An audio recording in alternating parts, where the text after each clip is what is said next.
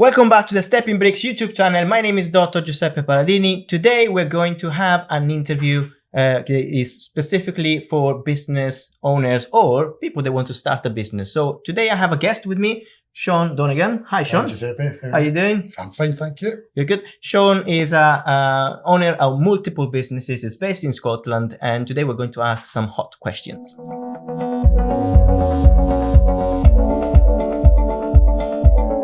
So, Sean, the first question I want to ask you today is what prompted you to start not one business, but multiple businesses?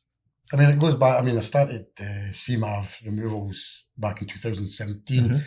My background was mostly construction. Then during recession and things like that, obviously construction industry went downhill. I was an interior architect.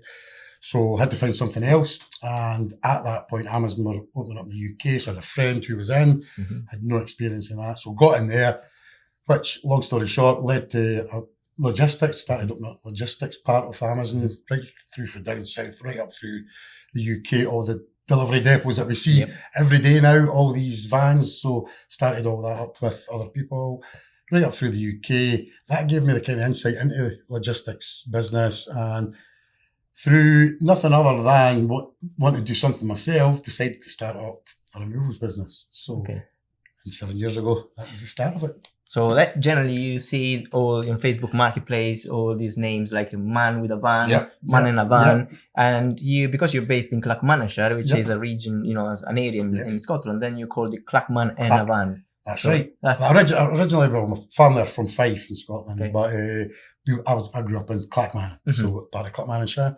So it just seemed to flow, Clack, man, and van. So it does. It looks great on the email address. We get a lot of comments when people see it on the side of the vans. So. Specifically in branding, this is quite important in marketing. We give a lot of training on marketing as well. And when you need to choose a name, it's quite important because it needs to be short and memorable. So people need to remember. Now, initially, it was Clack, man, and van. That was the initial one. But when the business started to grow, we felt that, although wrongly, and it's not right, there is a stigma with man and van. There definitely is. We were starting to go a lot more into removals. It was not so much man and van stuff, picking up a sofa here and there.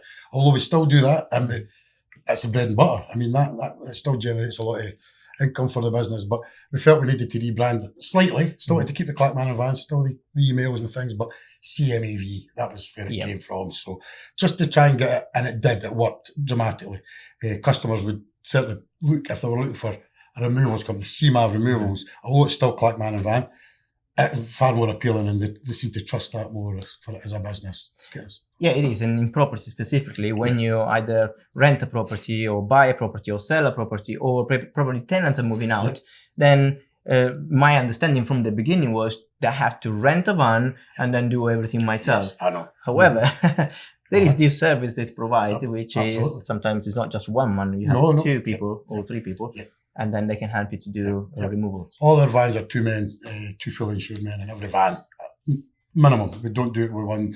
A lot of customers will ask us to put one man in the van, and they'll help, or their husband will help. Not for insurance purposes. If there's anything happens during that time, then it's not insured. So we always have the two men to go and hire a van. So if you were doing it yourself, you'd have to hire the day before, that day, and the next day. So 3 days hire, £300 odd. Sometimes that takes you 3 days. Sometimes it might only take us 3 hours. So far cheaper. That's true. Done right. Correctly. And you don't have to lift a finger. No, exactly. You don't even need to make a coffee if you don't want. You can just go away. So that's a good thing about it. All right. So what inspired you to start a business rather than, choose a job? I mean, I think I'm 52 now. So all through my life I've worked for other people and always made other people good money and paid well. I was always paid well, so it's not a case of making somebody money all the time.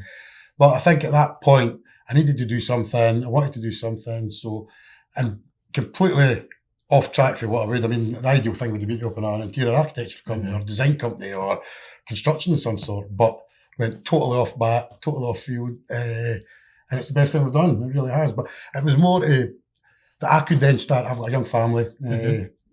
3 daughters in the house, a daughter out of the house and a granddaughter. So I wanted to have more time with them, and it really has. I mean, that has been a huge thing for me. We don't need to start till 10 in the morning. I can take the kids to school. Yeah. If I want to be off on a Wednesday, if my wife's working, then we can do that. So that was a big part of it, family time. Also, I wanted to push myself. That was one of the other main things. I wanted to push myself. I wanted to prove to myself that I could do it. But also give my family and something that they can have when it's inevitable, when I'm not here. And that's the business has been designed to work, that the family can work it. My daughters have all been involved in the business. My wife's involved. Daughters have been out working. So they'll be able to look after that business along with my guys. The guys are fantastic as well. So that's an interesting part you mentioned is, the business is designed for to be passed on. Yes. So basically you're not needed in your business. Now, can you elaborate this one a little bit more? So for some people, young people that wants to start a business, probably they think they have to work hard in the business, which they do at the beginning. But then if, I was mentioning in another episode, that if you go on holiday, the business will shut down. So if the business shuts down, then means that you have a job, not a business, because nobody else can take over you. So what kind of advice would you give to younger generations wanting to start a business? I think, initially just do a bit of research from the start. Look at your competitors in the area, whatever area you're coming into. It might be a case that your business needs to expand out with your local area. Clackmannanshire is not a great big, it's a wee county, so it is a smaller area. So I knew I couldn't just focus on locally. So making sure you do your research, see what competition you've got, research what equipment you need. Don't start off with rubbish. Get good stuff, get good quality materials, whatever your business is, tools, whatever. And then really, really keep your prices low, get in, build up reviews, build up a clientele, word of mouth, very little advertising. We do no advertising. We've done no advertising bar Facebook.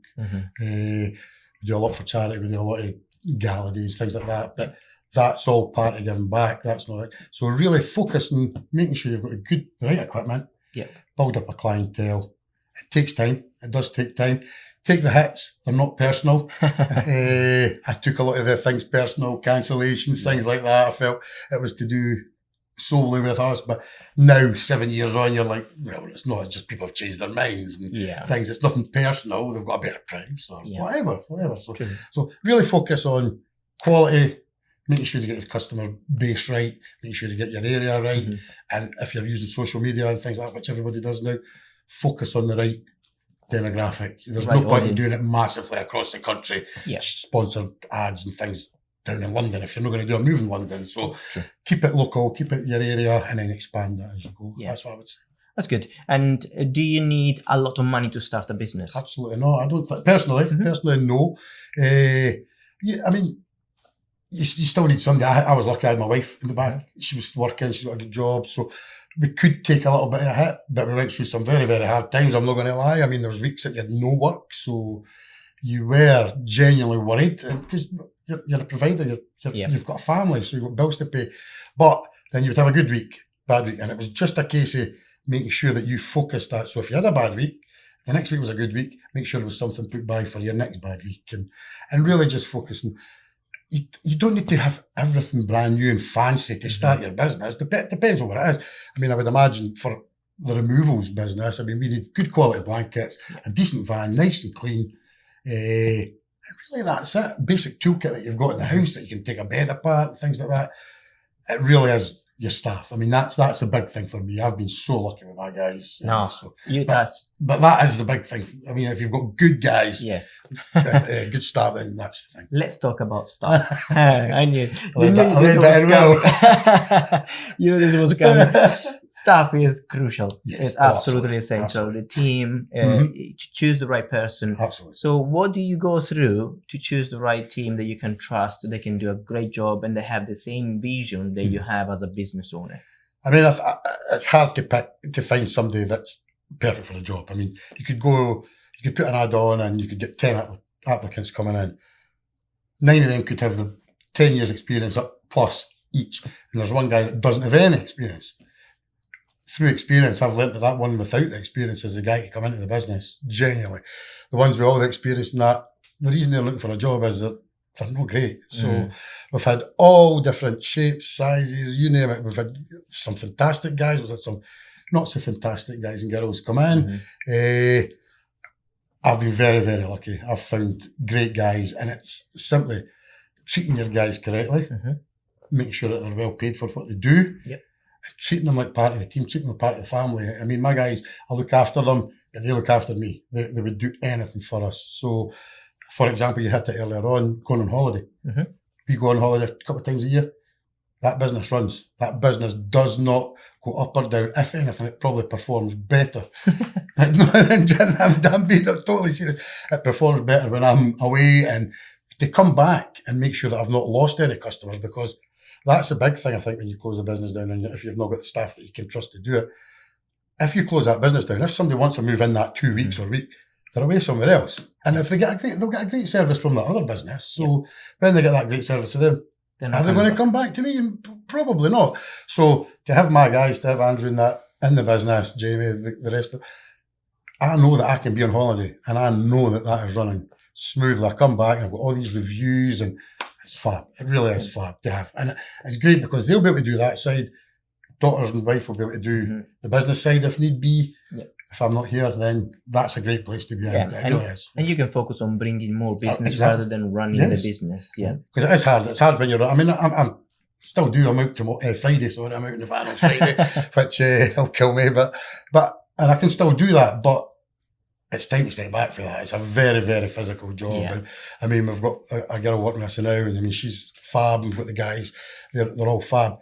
They're all younger, drastically younger than me. So, and when I see them tired and physically sore, then I realise it's time. I'll bring the business in and make sure that the business is busy. Yeah. And then hopefully it keeps that going. Good. And then, after you've done a few years in this business, then you saw a gap in the market and you decided to open a different company, the Flatback Guys. Yeah. So could you tell me a little bit more about this business?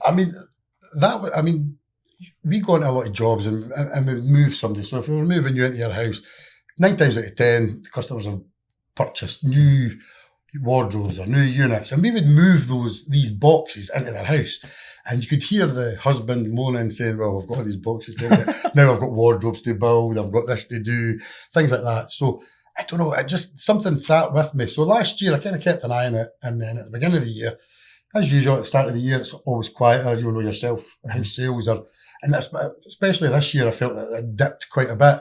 So January and February wasn't looking overly busy, and I thought this is the time to give this a go. So stuck it up, quick Facebook page knocked up, no costs, no materials needed, no anything apart from printing onto the t-shirts we already had through a friend. So it wasn't a massive expense.